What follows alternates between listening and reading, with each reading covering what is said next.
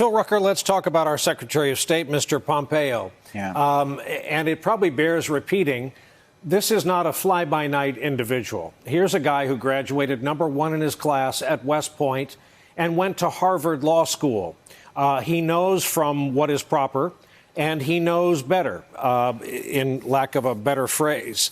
How damaging is this news? He was on that call.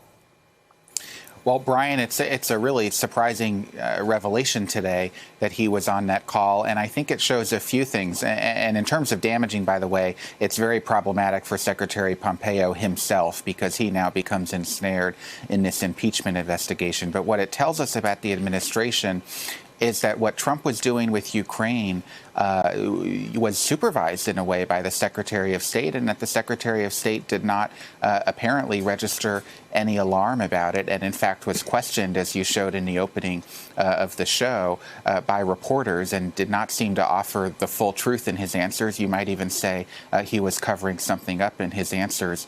And we're learning more and more about the role of the State Department in this whole Ukraine episode, because Rudy Giuliani is talking about how he's been coordinating some of his work with Ukraine, his conversations with Ukraine through the State Department, and it begs the question of whether the State Department, which is supposed to be conducting foreign policy on behalf of the nation, is instead focused on the president's sort of personal political interests and doing the president's bidding when it comes to the investigation of Joe Biden that Trump has so wanted.